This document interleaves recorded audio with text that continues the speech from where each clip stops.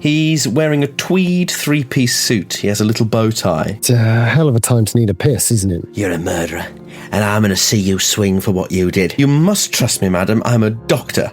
Something off with that cat. A little too old to be pregnant. It took all of her blood. Well, that does seem very strange. Why would he do such a thing? A black cat, a black window, and a black spot. I say, you know the Romans used to roll up little pieces of flattened lead. They used to scratch curses on one side, and then they'd roll them up and they'd cast them in and wish to their gods for fulfillment of the curse. You're terribly fond of fire, aren't you, Doctor? As you look at them in the rearview mirror, it looks like he's making direct eye contact with you. You get that weird sensation that he can see you. Are we certain this is where he is? Why wouldn't he leave the lights on for us? Well, quite. We should make sure he hasn't slipped in the bath. And there is a framed photograph on the wall that catches your eye. The late William Roehampton and his good lady wife. The Apocalypse Players present Magnum Tenebrosum, a Call of Cthulhu scenario by Dominic Allen. With Joseph Chance as Dr. John Elvedon, Danann McAleer as Colonel Ambrose Coghill, and our special guest, Tilly Steele, as Dr. Jemima Croft. Your keeper of arcane lore is Dominic Allen.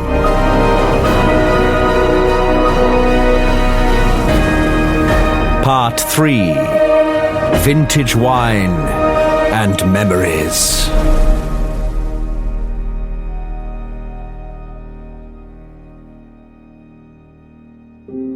So you find yourself sat in the drawing room of the vicar's chilly manse.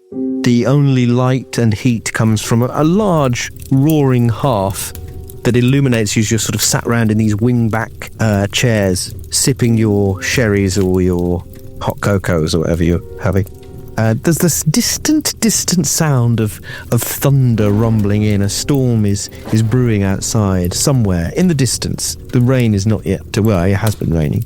And the vicar says, he leans forward and he says, I'm so grateful for you all coming to my aid like this. It touches me to the heart. The matter is so sensitive and so unpleasant.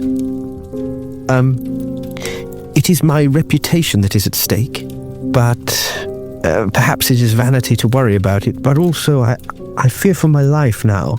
A young girl has gone missing in the village, and for some reason, I have become the popular suspect. She was always very kind to me. Unlike the majority of the people of Dabin on the world, she was pious in an old-fashioned sort of way, much like myself. And I think that rubbed them up the wrong way. She would always volunteer at the church, and so she would spend a lot of time with me. And on the night that she disappeared, she was in the churchyard, tending to the grounds. I think collecting some flowers for some floral displays in the church, and she simply disappeared. Arguably under my nose, but I mean, she wasn't a child. She was a young lady. She was 17, I think. Goodness me, Corin, what a dreadful business. It's awful, and I have. It's been made clear to me in no uncertain terms that I am not to leave the village under any circumstances. As it is, if I go outside, I've started to fear for my life. People have taken on a sort of vigilante attitude to all this, and the police seem to be doing very little. And so I have essentially put myself under house arrest. It is only my good friend Ernest Abel who remains a voice of sanity in the village, and he has not made himself popular by supporting me. Have you? And he says, oh, well, you know, I can't possibly see my the only other intellectual in the village suffered. I mean, who else would I have to talk to?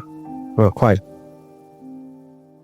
Just to check, we can see Ernest Stable. I love that you're having this conversation with yourself. Yeah. About how intelligent you are. Yeah. They're both played by me. So you couldn't cope without you. Only way I can be sure of intelligent conversation. What's that, Ernest? Yes, I agree. Yeah. Yes, Dominic, yes. Anyway, Ernest, while he is... forgive me, Ernest, speaking on your behalf, I don't mind at all. While he is, of course, a very astute and handsome, well-read and handsome gentleman. Humble. And very humble. He is perhaps not the most practically equipped for solving a mystery such as this. I was hoping that you might be my eyes and ears in the village, that you would be able to move with as little association with me as possible. You'll be afforded a certain latitude, I should think, by being outsiders, that maybe you could gather enough clues to bring the case to a head. I have started to suspect from the police a certain degree of conspiracy. I am not a popular vicar here. In fact, I go so far as to say they hate me. I see. Why is that? Well, Is it just an anti-intellectual sort of bent, or is there anything? No, it's much worse than that. It is, if anything, anti-establishment, anti-Christian. I was brought in, well, for a number of reasons. I was moved here, but primarily I was seen as a good fit for the village because the village had given themselves over practically to barbarism. I was known for my orthodox and fastidious preaching, and so it was thought that maybe I would be the shepherd to bring the flock back in line with the mainstream church. When I arrived, they had all sorts of just silly local customs which, while quaint, were not in keeping with Christian theology. How fascinating. A certain amount of, pagan folk tradition should be allowed to continue, of course, but to invest so much stock in it as they do, they were actively resistant to my sermons. And while I gather that the previous vicar was very popular, he certainly gave them a little too much leeway in that matter. I see. That was this fellow here, I say, pointing to the photo, which, as I understand, had Yes. It had an inscription. Yes, that is him. Reverend Ormskirk. Never heard of the What became of Mr. Ormskirk, Reverend Ormskirk? I don't really know. I was, I know he died. This position is sort of dead man's shoes, but it's, yes, I apart from that, I've never really delved into the details much. Well, of course, I am tempted to ask what scriptures you opened with for your attempt to secure the faith. I suspect we don't have time to go into the details. I'm sure you chose all of the right passages, my dear friend. Corinthians is always Corinthian. Well, of course, an excellent start, as I'm sure both Jemima... That one-way conversation. Jemima and the Colonel would definitely agree, I have no doubt. Well, indeed, the one-way conversations. But of course, perhaps they took offence. Hello, is that the Corinthians? It's me again. Yes. I haven't looked at the photo yet, but I think I'm just going to say, oh, my dear man, that's terrible business. I said to the police on the way in, there's no way our good friend Corin would be involved with anything like this, and you have our full support, of course. I think I can speak for everyone on that. Of course. Well said, Coghill. Well said. Our going about the village and trying to extract information or see what the lay of the land is, we sort of tried to make an attempt at that earlier, but the landlady was very strange and the cat was even stranger. But will that not be somewhat compromised by the fact that we may have been seen driving up to see you? I suppose we could say that we were just driving up to see whoever's parish it was, but it may mean we have to lie about our connection to you. Whatever you feel is appropriate. Engage it as you will. What time is it now in the game world? It was evening, right? So it was night time. Yeah, I imagine it's like 7, maybe even past 7 o'clock. Yeah. Well, I guess It's dark. we can either stay at the parish and get up early so no one sees us, or we can get rooms at the inn. We did sort of say we might come back to the inn for the rooms, and she seemed to say she probably could, just to give us some notice. Yes. Well, my old friend, I think perhaps it's best if we don't stay with you.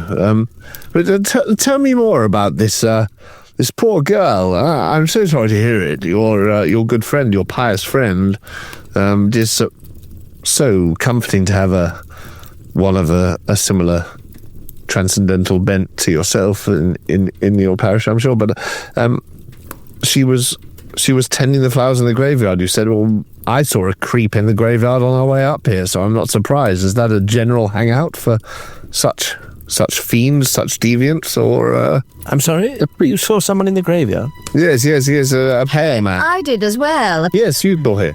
Yes. He had a strange look to him. Was following the car with his gaze and gave me the willies. But I spin on my heel and undo one of the strange buttons on my jumper. Careful there. Elvedon. All of this is news to me, I say. Yes. Well, I didn't think it worth mentioning. I'm somewhat glad that Mrs. Croft noticed the same thing. Otherwise, I might be convinced I was going mad. But no, there was That's what I might have imagined him. Yes, quite. But yes, stood in the corner of the graveyard, and he was staring at our car with a somewhat intense gaze. I didn't like him one bit, and I just think if that was the place that your friend was taken from, perhaps we should set a watch out there. There seem to be some creeps knocking about. Oh, I see. Now, just to clarify, when Dr. Elvedon pointed at the Reverend Ormskirk, I haven't seen that yet. Fine. Did Jemima look? I don't think I looked, no. Then you're fine. We were wrapped up in sort of metagaming and other, not metagaming, but meta things. But I don't think I would have looked. I think, but equally, like, that hasn't been answered, so you may well bring it up again, of course, Elvedon. I think for him it probably has been. Is that Corin acknowledged it? Oh, that's the Reverend Ormskirk. And then Jemima asked, "Oh, what happened to him?" But sort of from a distance, right? That's how one would do it in conversation. Yeah. And it's dark. It's dark in here. The only light is from the fireplace. I think that's reasonable. But sorry, John, you were saying. I jumped in over you there. Well, I was going to go on to say that I would have every good reason to call here at the vicarage. After all, it is what I do, and perhaps I was attempting to arrange a little tour of the church tomorrow.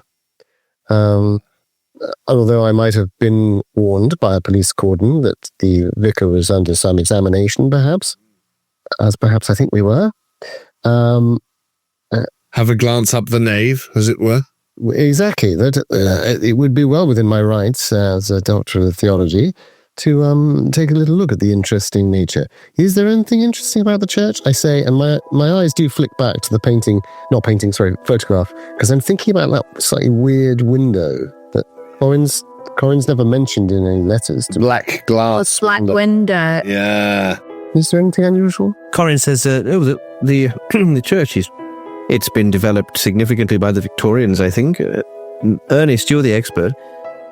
Ernest leans forward and he says, "Oh yes, well, you see, it is a bit interesting.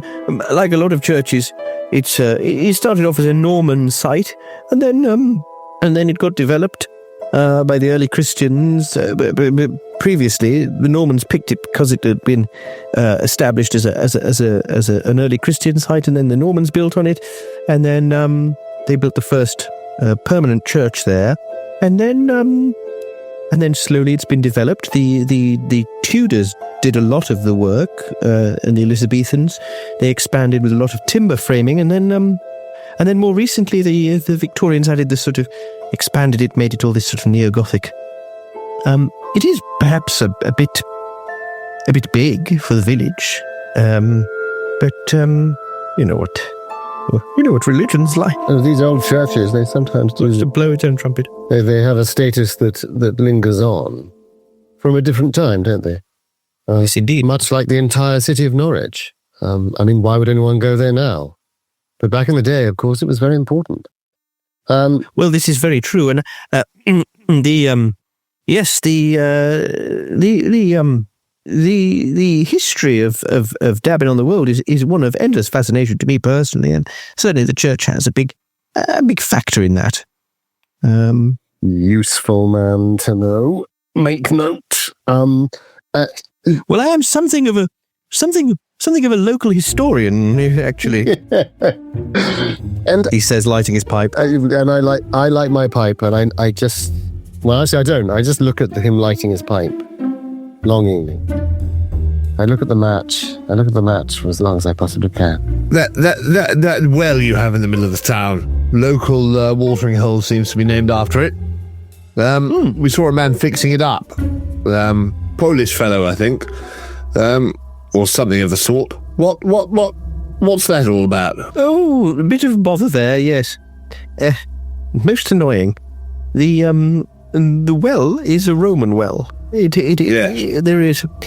probably a lot of archaeological work that should be done in Dabin on the Wold, and I have submitted a letter to the parish council saying that this development that they're doing would be the perfect opportunity to get to the archaeologists in and get them digging. But I think it's been poo-pooed. Unfortunately, the Reverend here has been in quite a long argument with Mrs. Roehampton, who is the local land heiress. Yes, haven't you, Corin? Is that William Roehampton's wife? Corin leans forward and says, Yes. She, after his death, she has sort of become de facto busybody. Anyway, she wants a war memorial to be placed on the site of the well. I would rather the war memorial to be placed in the cemetery, which is the more appropriate place. Absolutely. For a memorial to the dead. As someone who served, I would say, forgive me, but you're both wrong. The cemetery is not the place to honour people necessarily, it's the place to remember people, but neither is it the place to cover up other historical artefacts. There's no need to place it over a Roman well, a place of interest. There's plenty of space in this town, there's nothing at all. Well, I agree with that, but it is meant to be a memorial. It's a list. Yes. Local. But forgive me, sir. But remembering our dead who fought in the greatest of all wars, that's something the children should see every day on their way to school. Not something that they should occasionally spook each other about around the graveyards of these places, especially with such freaks as you have hanging around here. Well, we don't really have many children in the village, to be perfectly frank. No. All moved away, did they? Better labouring jobs elsewhere? More or less, yes. I see. I'd like our professionals' opinion, Mrs. Croft. What do you think as a doctor, as a specialist of the mind? What do I think of whom? What do you think of the placement of a memorial or celebration? Should it be in the public? I've noticed some charming public memorials recently going up with some marvellous sculptures. Yes, be something like a tasteful water feature, although I don't think they have such things up these parts. Do you think perhaps that Mrs. Roehampton... Parts of Plummetin. Do you think Mrs. Roehampton would relish a conversation on the subject? Corin? Oh. Well... If we were to suggest a third space and possibly have a little asking her of what she makes of the whole matter. I'm just thinking about how to find an angle in to find out the information, because it sounds to me like if she's taken a guess. You're quite right, John. You're quite right. No need for either or the other. We have to have it in the graveyard. We have to cover up an ancient Roman well with it. How much ground space do you have here? Just put it on the pavement down by the turning. Coghill, you're taking this too literally. I meant as an angle into our inquiry as to asking Mrs. Roehampton Oh, I see. Yes. Quite right. I got distracted, I'm afraid. what she makes of the whole business. Is it entirely relevant to the dead girl? No, that's what I mean, you see. Or she might not be dead, but we'll see. Missing. I got distracted. Missing girl. Sorry. He crosses himself. I fear that Mrs. Croft speaks for us all in our concern. Yes. And I look meaningfully into the fire. There is a fire, isn't there?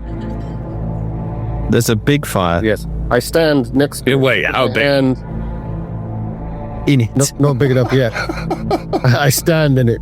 You have scored 14 points out of a possible 7,000. The room stinks of bacon. I stand in the fire. Hey. Yeah. I know. I put one foot up on the grate and I put my hand on it and I tug upon my pipe Horror?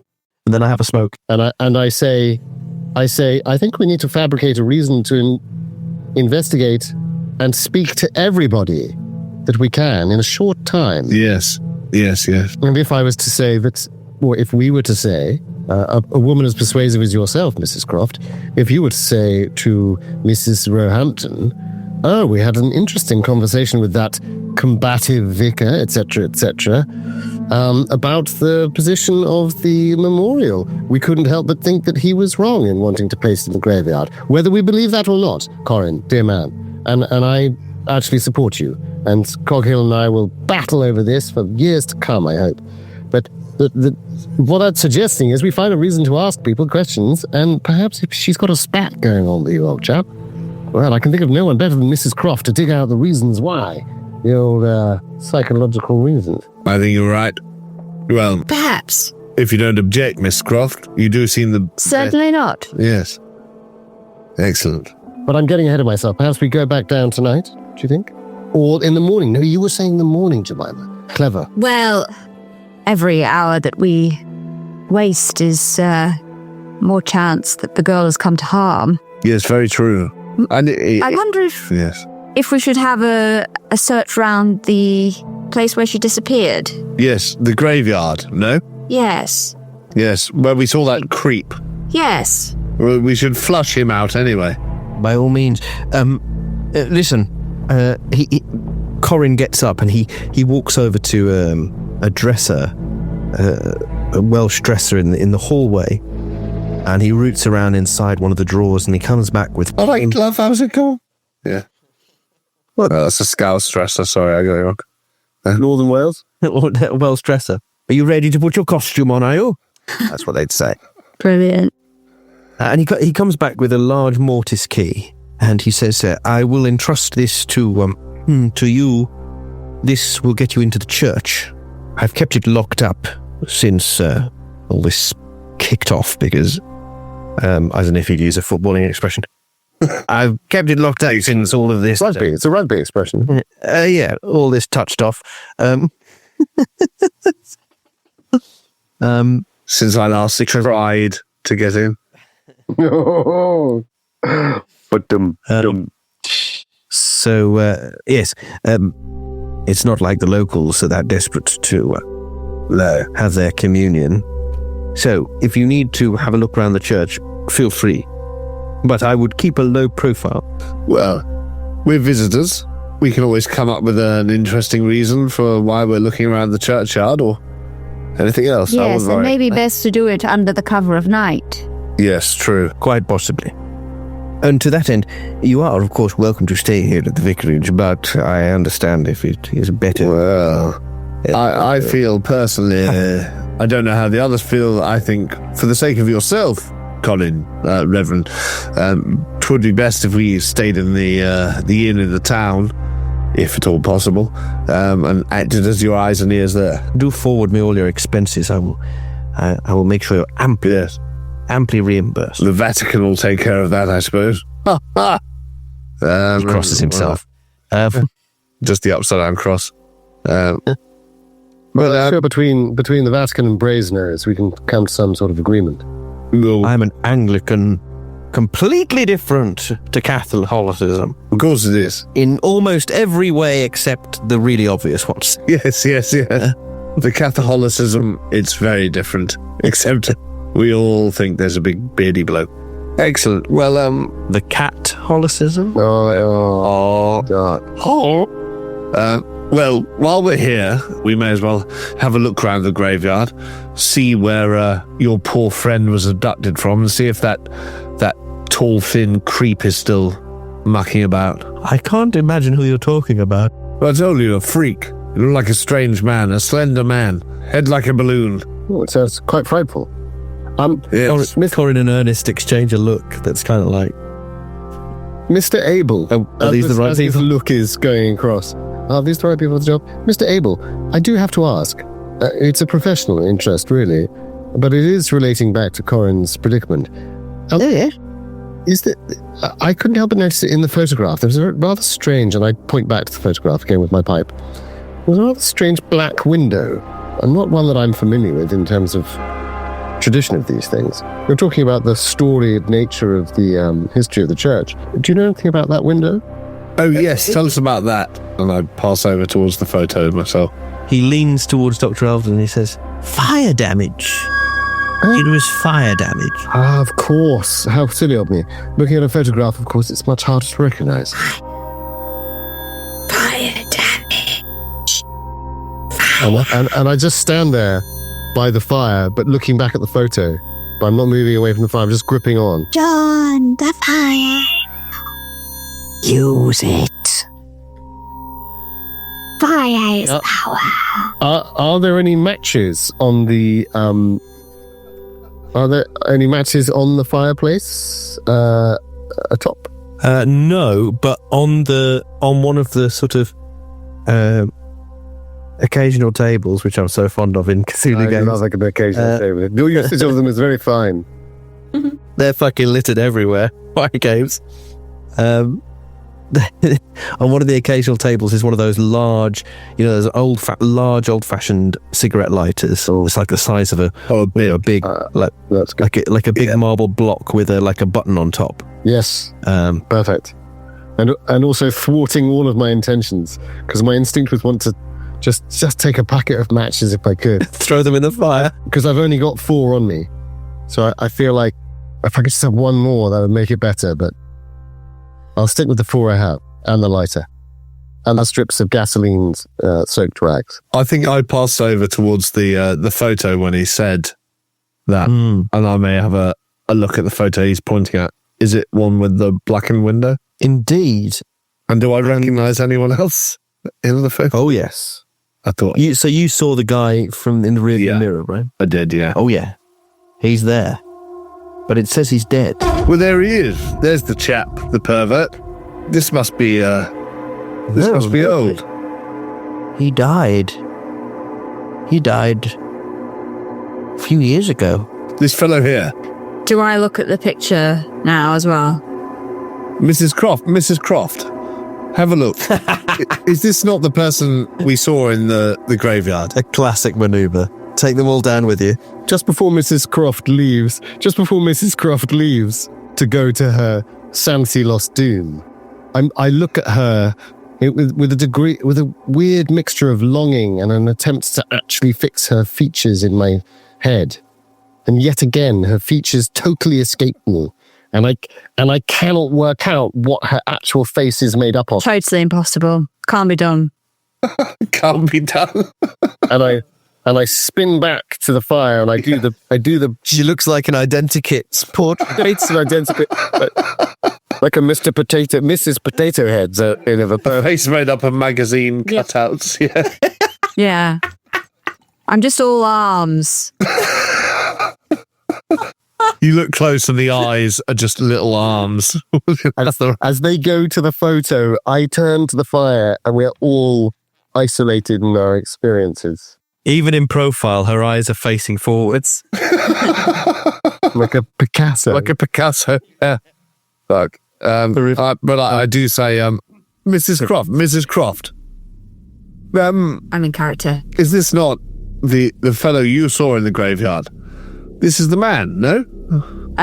Do I recognise him, Doc? Very much so. It's definitely Definitely. him. Oh my goodness. This is the man, Corin. This is the man who was in the graveyard. I tell you that for sure. That's him. That is William Roehampton. And he's dead.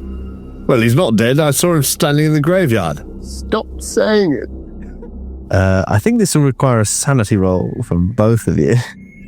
Yeah, that's fair. I got an 18 on my 29 sanity. Dan would have used his point and click experience to go over to the picture and roll spot hidden. And if he failed, he'd just roll it again and again and again until it worked. It's a LucasArts adventure for him. I forget this. He's just in his pockets trying to combine things. Combined photo with lotus flower, with coffee cup, with... Yeah, that doesn't work. Doesn't work. That doesn't work. That works too well. Stop. Yeah. Too late. I also got 18, weirdly. Oh. It is our number. Numerology. Do we lose any? So you both lose 1 sanity point. Ah, fuck. Yeah, fair. Says he's dead. Yeah. Because he's definitely dead. But I think the revelation hits me like a... It's like I'm aware suddenly that this is a disturbing encounter, but I still cling to the fact that I don't think... I'm suddenly really missing my boring husband. Yeah. The dickhead cartographer. I really wish I was at home with my boring, alive husband. Yeah. Just listening to him make maps. Bet you wish you were back with that boring cartographer now. Oh, fuck. I say, The horror of that line brings me out of my reverie in the fire, and I turn and look at them both, and I see their pale visages. John, Corin, both of you, come over here. This is the man I saw in the graveyard. I'm sure Mrs. Croft will back me up. She has, in fact. Maybe we just shouldn't think about it. In fact, maybe investigating the graveyard wouldn't be the wisest idea. No. Corin says, no. You must have seen something else. It must have been the moonlight through a tree or something. No. Yes, No. That's it. It must have been. And then Ernest Abel says, or a ghost. Do you believe in such things? No, I don't even believe in Jesus. And then Corin says, would you stop that? There are more things in heaven and earth than are dreamt of in your philosophy, Ernest.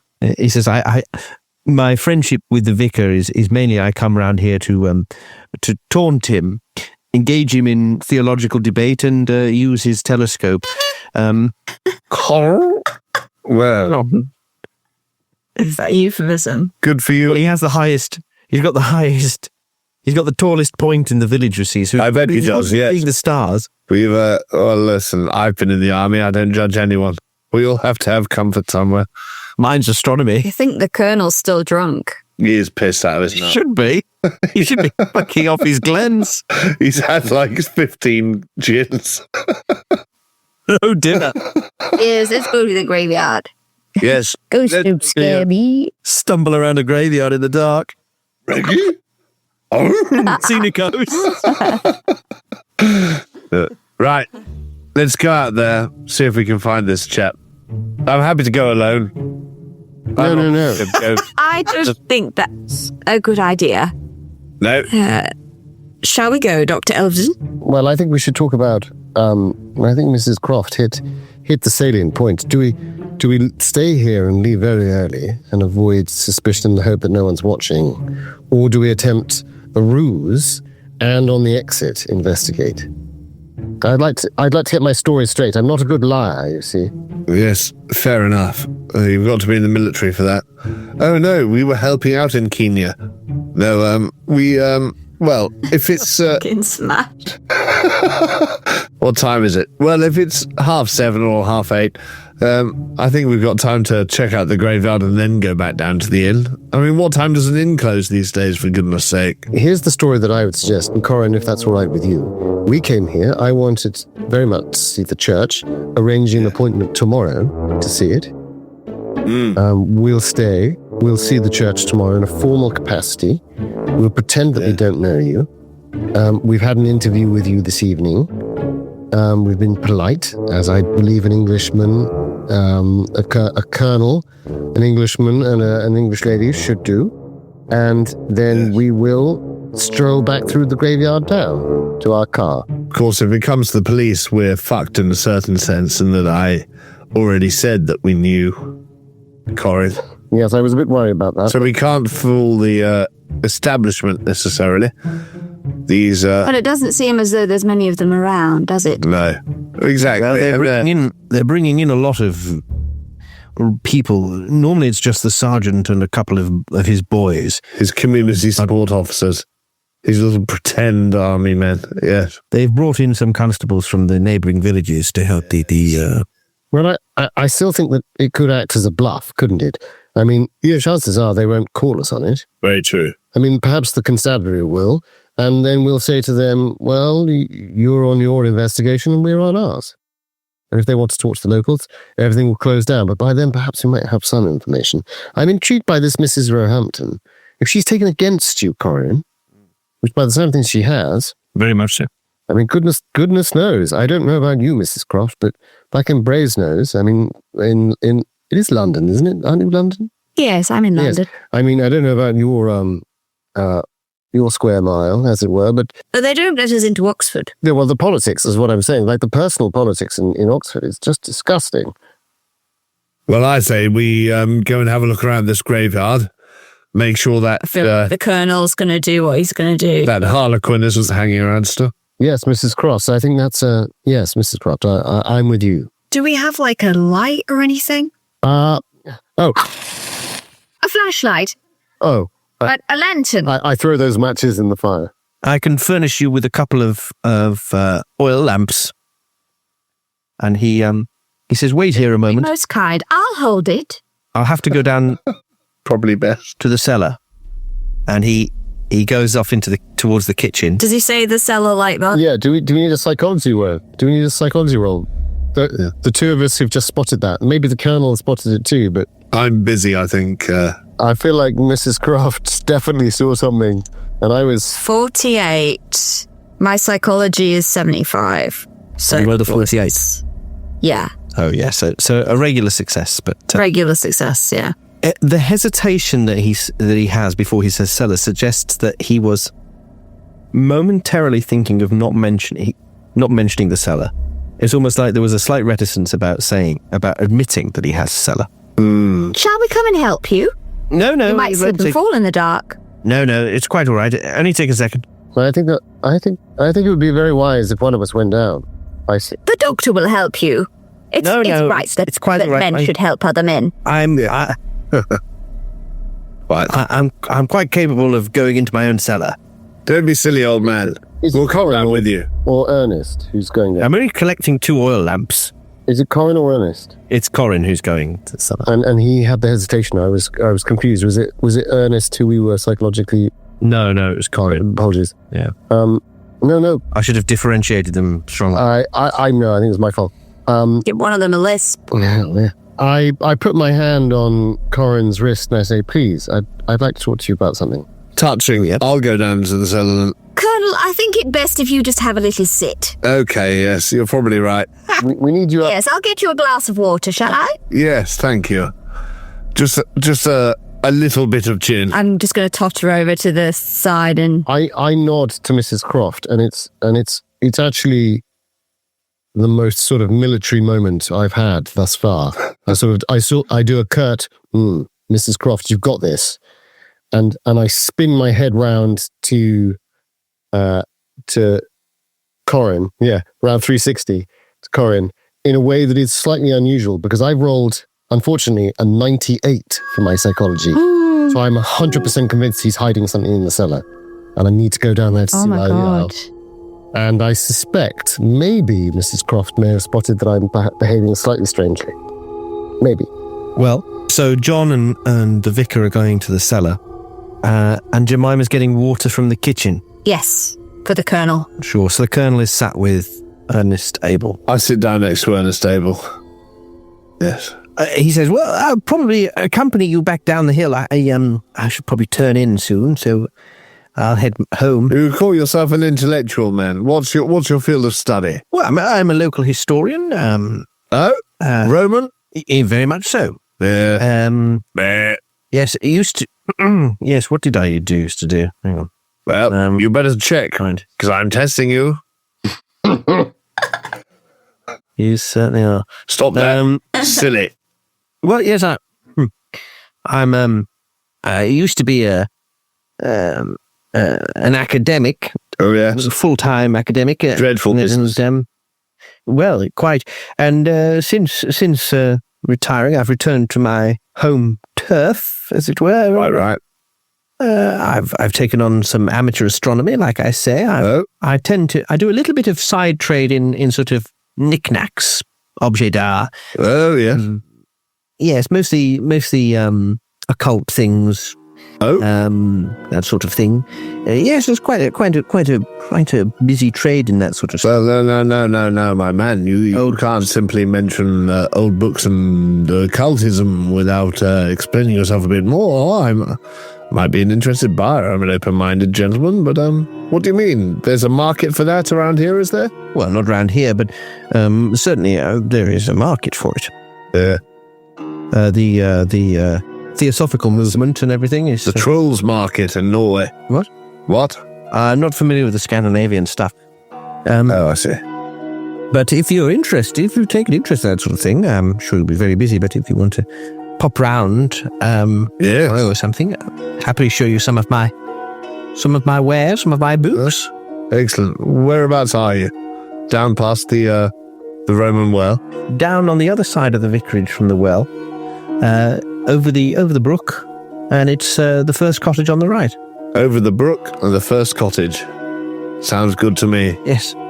Meanwhile... Yeah, quite. Well, I'm pissedly holding court with Ernest.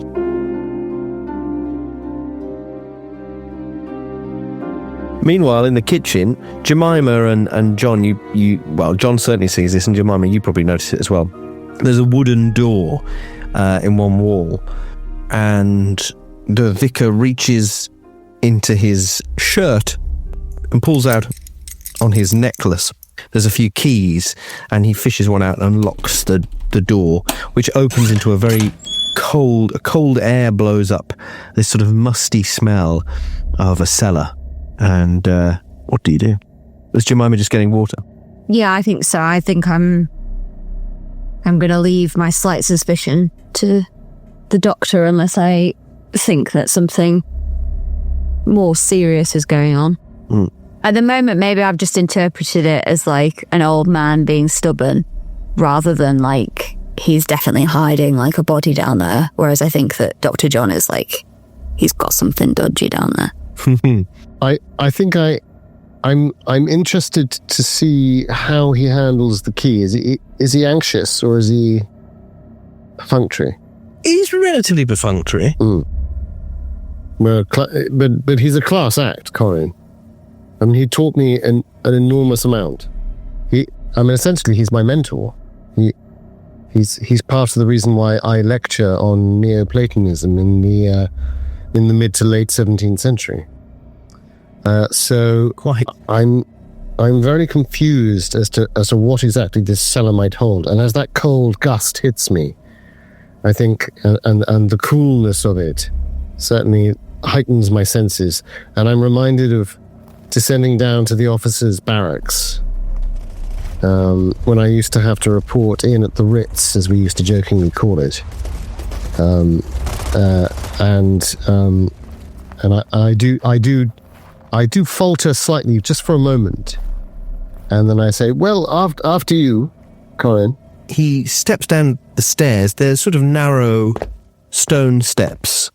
They're quite steep with a wooden handrail.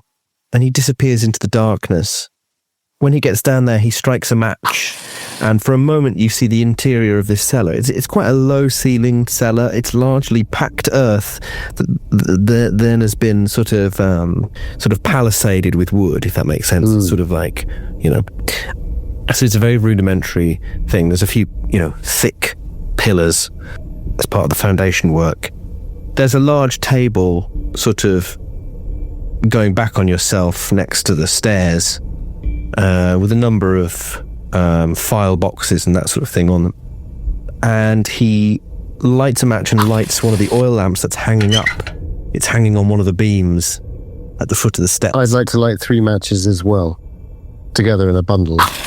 Oh, yeah, Mr. Ostentatious amounts of matches. Well, to me, not so ostentatious, just just necessary. He's only got one left now. Although, yeah, that packet probably is now good halfway through, is it? Well depleted. Yeah. Only 3.5 left. Yeah. You hear from above a sort of a pissed voice shouting, there might be a couple of bottles of the O2 Lafitte down there. If you spot them. Sorry, what was that, sir? And then, yeah. Coghill is unchanged, as you can tell, Corin. I say, looking around at the shelves. There is a fairly well-stocked wine rack as well down here. And he sort of looks around. There's some shelves with just sort of knickknacks and tat. And he finds another oil lamp. And he says, there we are. Nothing untoward, nothing unusual? You could give me a spot hidden roll if you like. Well, why not? I think I'd need an extreme success. I'm the wrong man to be down here. I should have brought... it should be you. Jemima should be down here. Damn it. I think... Yes, good. I'll see how this goes, but I think I'll try this. Oh my god. It's a 0.5. Let me just look. Hey! Having rolled a 98, I feel like it's going to be one of those kind of nights, guys. 98 or a 0.5. That's what's so brilliant about this game. Oh, ooh, love it. Yes, that is an extreme film. Fantastic. 7 or below. I mean, I'm totally convinced, by the way, that he's hiding something. You notice that behind one of the wooden palisades, in one corner of the room, the packed earth is loose, significantly loose, like there might be a hole behind it. Interesting. Good. So I clock that and I say, well, this will be excellent. Just the sort of thing we need. I'm sorry that we didn't come prepared. Now look, Corin, I didn't want to say in front of the others, but I've been having a few difficulties myself at work. I've been just delighted to be called up here by yourself. I understand you don't have time to talk to me about that. Well, what kind of difficulties at work? Well, I've often thought of you, and I thought maybe it's time to come back to the fold. I could talk to the people at Brasenose. We could get you there as a visiting lecturer. We could get away from all of this. Maybe give it all up. Let it go. Do you see what I mean? And I look for my pipe and I realize it's in my pocket and I don't have it. So I just I clutch the lantern in my hand quite tightly. Because I could light that if I wanted to, couldn't I?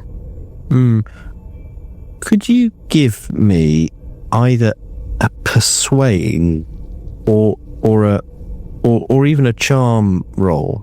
I think I'm sort of on the persuasive side of things, so I'll try the persuade. It's way too much luck.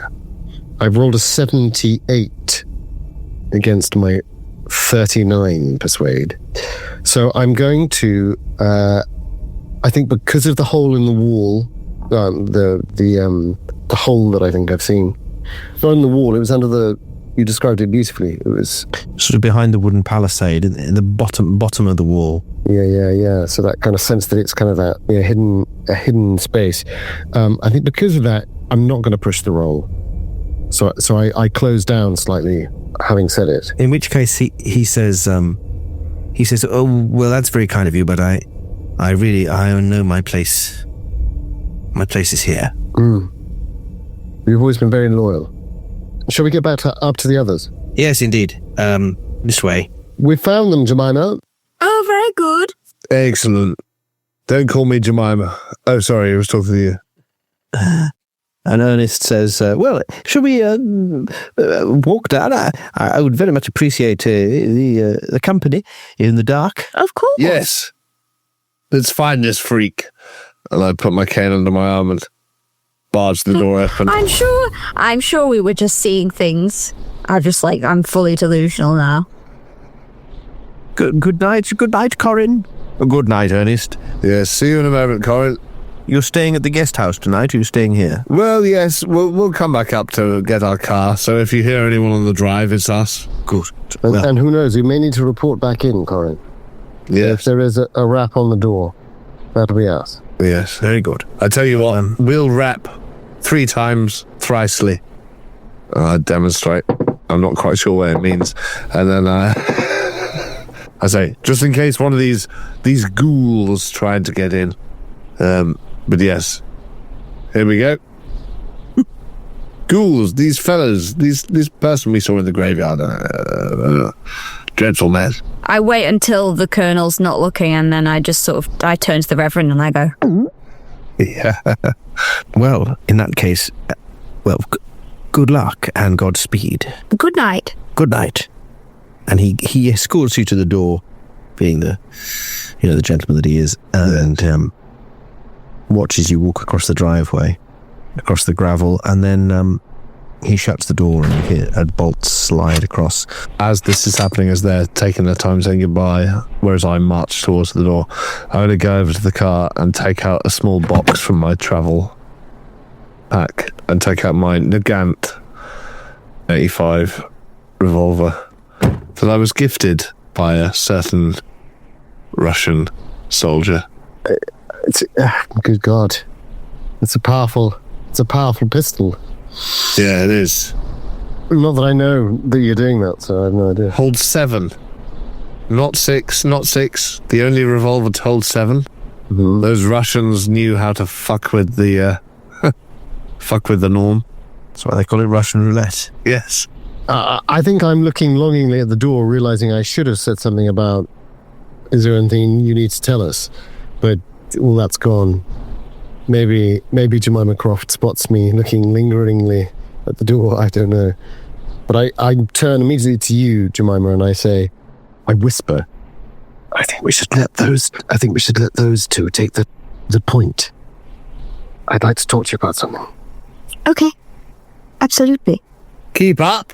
And I match pace with... Sorry, I'm just in my little... You with your little what? I've just got my little boots on, and they're chafing me something horrid. Jesus, they are Won't be a terribly moment. little boots.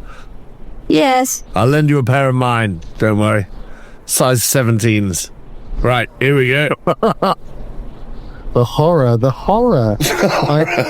I light the oil lamp and I deliberately trail back in a sort of attempt to sort of pretend that I'm having difficulty lighting it. So that I try and put some distance between, not that Coghill knows this, but I'm using him as a screen. I think because I survived passed my sanity roll on the photo, I'm just desperate to sort of prove my own memory wrong, and I'm happy to go ahead, forge ahead with what's his fuck, Ernest, trustworthy son, Able seaman. So Ambrose and Ernest are heading, they're kind of ahead, near the edge of the driveway. They're heading down the hill now, essentially. The rain has abated. It's a bit cold, but the moon has come out. In the distance, you can still hear that rumble of thunder as if a storm is either moving past or coming in. But yeah, the moon kind of captures the entire village in this sort of silver outline. You can see the trees. They sort of blend into the clouds along the horizon, and the hills rise wild. So yeah, the two of you are walking in front. What are Jemima and John talking about? What's the matter? What did you see? So he has a cellar that has a sort of palisaded woodwork around the wall, and there was clearly something he was hiding. I felt. I know you saw that I'd seen it, and I do say that in a slightly fevered way. And I'm absolutely sure that there was a hole down there. I don't think he wanted me to see it. There's a hole dug. I don't know. Would it be about yay big? I think that the tourist board of the Lake District might be able to advise me as to exactly how big the hole I thought it was. But You suspect that if you pulled the wood away, it would be probably 2 feet in diameter. it was unusual. I just thought I should tell you because, well, it's not like Corey. To keep secrets, you mean? He hesitated. I know you saw it. I did. Tonight of all things. Not that I'm saying that he's involved. I'm so sorry. It was those beers back at the Roman Well Inn. They've caught up. I know, I'm churning myself. They've caught up with you. I tried my best. I really tried my best. Utterly churning. I'm utterly churning. We should catch up with the others. But Yes, all right. Maybe we could investigate more tomorrow. I feel like there's something more. I wonder if he's done some digging himself. Or perhaps that chap Abel, from what he was saying, interested in something to do with the history of the place? I don't know. I want to trust Corin. I don't think he's dangerous. I never have done. Anyway, let's catch up with them. They're getting a little far ahead. Good as me, Coghill's got a stride on. All right. It's those size 18s, whichever he said. As you say that, and you see my clown feet disappearing into the graveyard, you hear me shout, "Come out then, bastard!" I think I do add, Jemima, you really did see something, didn't you? Someone. In the vicar's face? No, as in up here. You. Yes. At least I thought I did. But I suppose maybe I was hysterical. And the fact that she acknowledges that point means a lot to me, because I think that probably means she did see something. The fact she's willing to acknowledge the obvious truth is that most women, when they see things, are hysterical. Yes. Yes. The bitches be crazy. Antichrist 2, bitches be crazy. And so I'm suddenly, I think I go quite pale, and then I just carry on.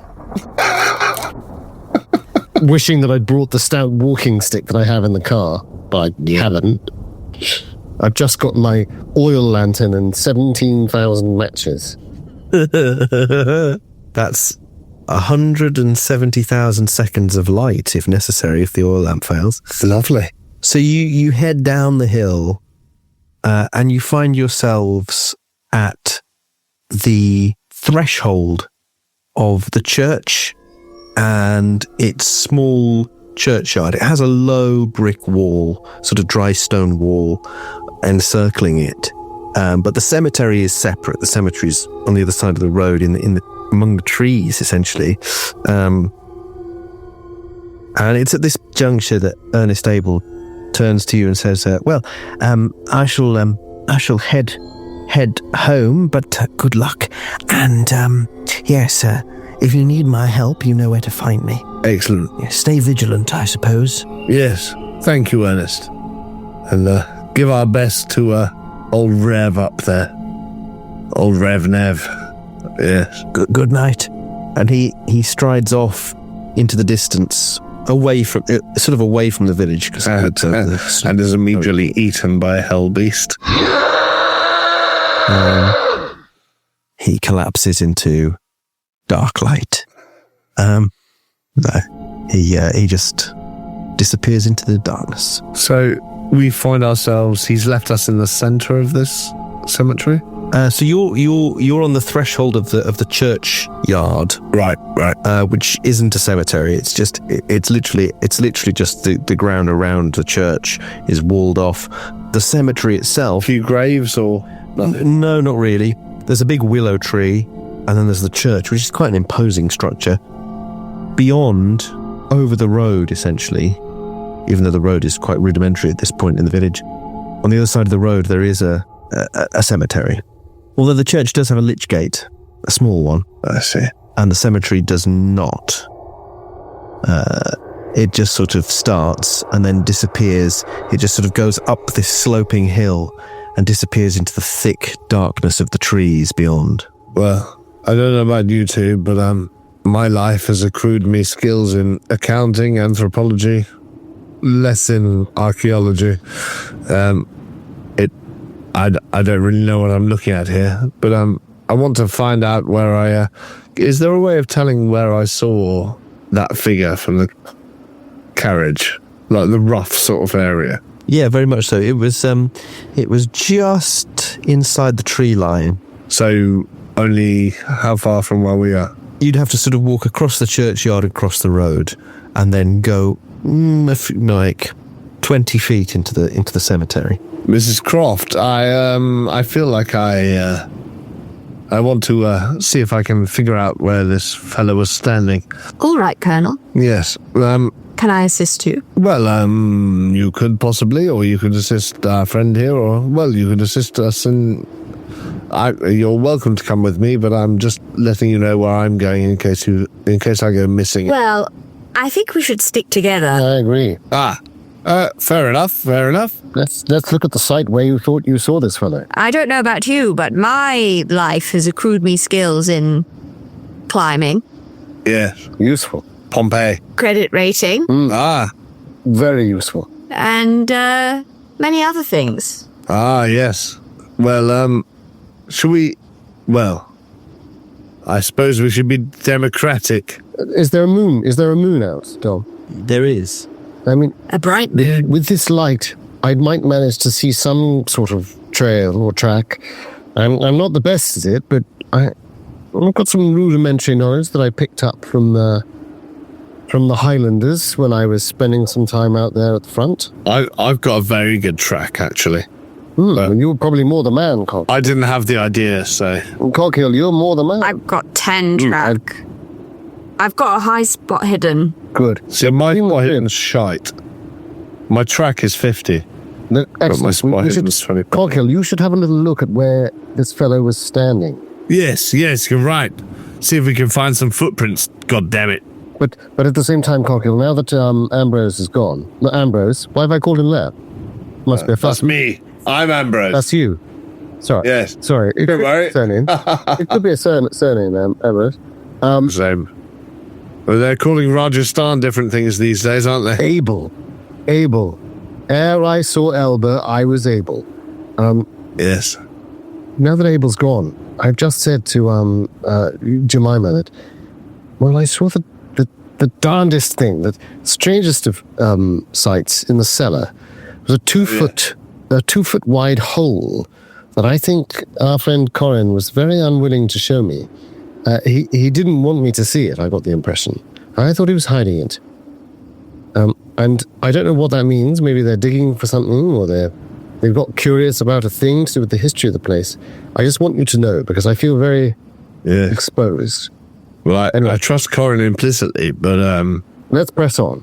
Well, let's press on, but quite right for bringing it to the group's attention. I think we need to have a little word with Corin if... yes. It may come to that. Yes, it may well. Is that someone there, by that tree? Oh no, it was my imagination. Is it? Is it? Just a statue of an angel. Just a statue of an angel, I think. Is it? Yes, quite right. Yes, it is. Yes. Just a weeping angel. Don't worry about that. Nothing to worry about. Can I do a spot hidden? You can. You can.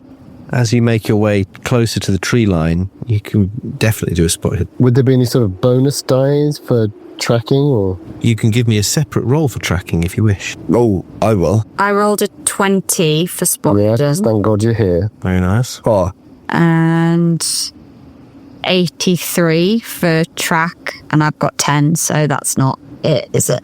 but if we're combining rolls, I got a 12 on my 50 track, which is too often extreme, which I don't have much luck, but let's just say that's a hard success. I don't want to spend all my luck now, but... I failed, but not badly. 49 on a 21. So just remind me who succeeded on track? I got a hard success. Hard success. Great. And you got a good success on your... I got over half on my spot hidden, So hard. and I didn't succeed on my track. Okay. I also failed my spot hidden on the same roll, so... Well, I failed my swim, so... Okay. Well, here's what you find. On the tracking roll, you do find what appears to be not footprints, but there's enough fallen leaves from the sort of autumnal trees that have piled up in sort of shifts across the cemetery, that you see there is a path, a very subtle path of disruption through them that leads you deeper into the trees. The cemetery does continue back there. You can see there are occasional gravestones, and the further you go back, the older and more decaying they look. But it is dark back there. But you do have your oil lamps. But it's sort of the trees are shadowing the moonlight. This was a mistake. Suddenly feels like a big mistake. I'm glad you said that. Actually, I'm going to say that... It was a hard success, so yeah. Yeah, exactly. So you will get something else in a second. On Jemima's spot hidden. Jemima, I imagine you're sort of looking around, especially over the moonlit areas of the cemetery. I take it back. There. I don't want to succeed. No, let's see it. You... Oh, Christ. There is... I hate it when Dom pauses. No, I thought... And I don't like it when he goes, No. You catch a couple of names on headstones that stand out to you. The first is there's quite an ornate it's not even a gravestone. It's a sort of it's like a big memorial stone. God. And it's William Roehampton's. There are other graves nearby that are sort of close to it as if they're associated. But a bit further away, you also see another gravestone that is for the Reverend Ormskirk. I think I'm sticking with Croft, by the way. Is that where we saw the man? Roughly around. By the graves. It's hard to say. You saw the man, you think, sort of where Ambrose is looking. He's sort of poking his way through the leaves. And as you look up and you sort of follow this track, you do see a pale figure in the trees there. Looks oddly proportioned. Oh, that's the most horrible thing you could have said. It's hard to make out. It's really just a sort of a lightness in the dark. You really are a sick fuck. Yeah. It's just Croft who sees this.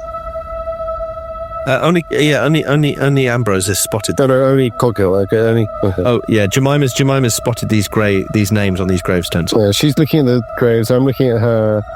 Well, Sorry. here, Doctor, aren't those the chaps that the Reverend was telling us about? I see. Roehampton and Ormskirk. Oh, excellent spot, Croft. I mean, Jemima. Thank you.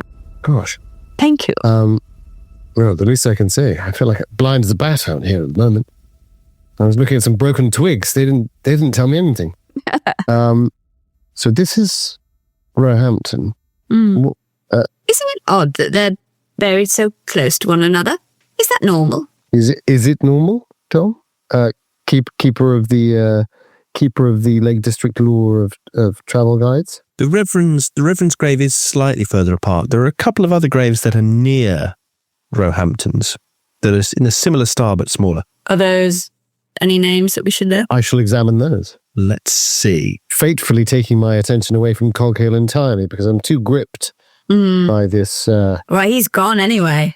I assume he's just ran off with his into the night. But yes, I'll go to one grave that we haven't looked at the details of, assuming that Jemima might be doing the other one, and we'll sort of check, see if there's any kind of child of, I don't know what it would be, but the child of William Roehampton and the Reverend Ormskirk lies in here.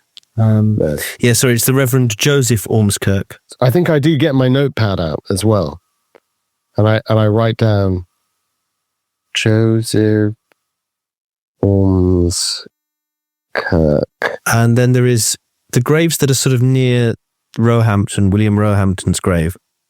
One is for Claire Reeve and what presumably is her son, Edward Reeve. Are they, and how old do these stones look? Are they? They're relatively recent. Ormskirk's grave, I'm going to look at more carefully. Ormskirk's grave is very plain. Very, very plain. Pretty much just a votive stone with his name on. You could give me a religion I have history 60.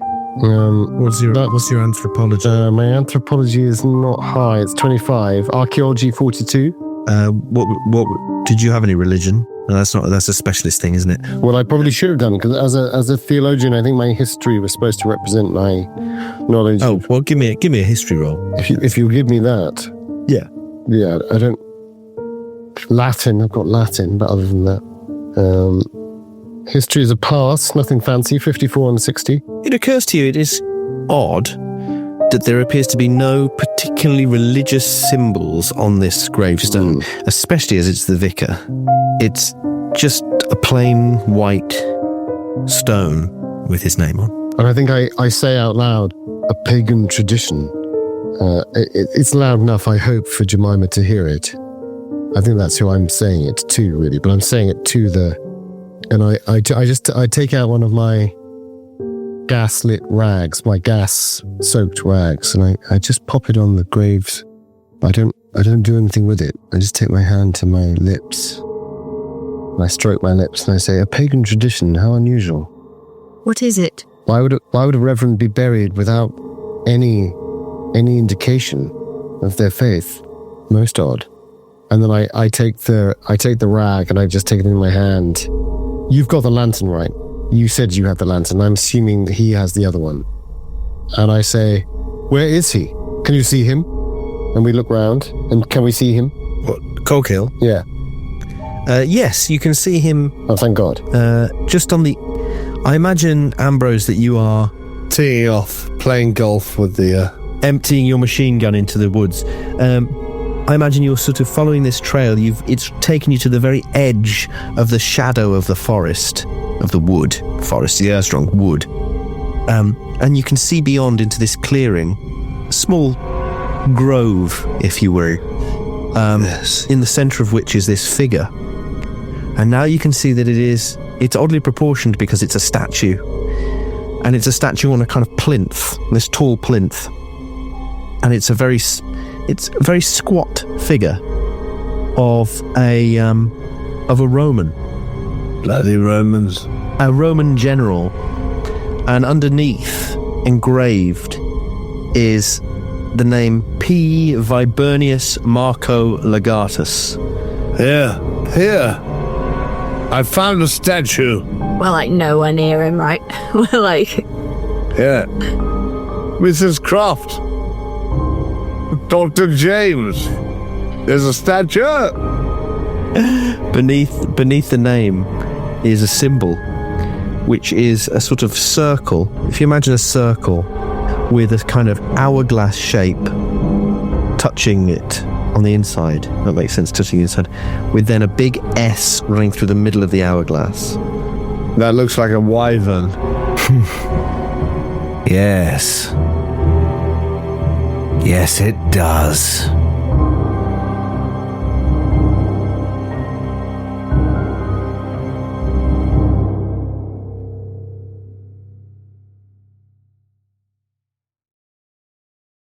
In the 20s, you could have had a lesbian lover and everyone would have turned a blind eye and you could have written your strange sort of postmodern novels.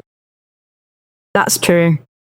Yeah, based on... But I would probably be dead in an asylum, to be honest, Dom. Yeah, So to be fair, yeah. And if you were like pretending to play some FPS shooter, like everyone would just definitely you would take... straight to the asylum. You'd be married to an alcoholic. Right. Jazzed. You'd be on your 10th kid by now. Yeah. No, I'd have died in childbirth, 100%. Yeah. I've got like the bone structure of a pigeon. I'd be dead. I'd be dead, and I've got a really big forehead, so I feel like I'd make a kid With a massive head. fucking head, Like a battering ram for your body. and I'd just fucking bleed out, and that'd be it. Dead. Can we somehow work that in to the episode? Because that line needs to be heard. I just don't know how we get it in. No, well, Jemima's. I think I'll just leave all of this in. Yeah, I think Jemima's much too robust to. Jemima doesn't Still. strike me as someone who's desperate to have kids anyway. She's sort of like out on her own. No, I feel like the map maker's infertile. Yeah, But it's the fine. cartographer's... But it's fine, and we've got together because it's like, you know. It's nice. It's, yeah, practical, Convenient. financially. Convenience. Yeah. It works. I'm leaving all that in. All that stuff about mattering rams and She's gone.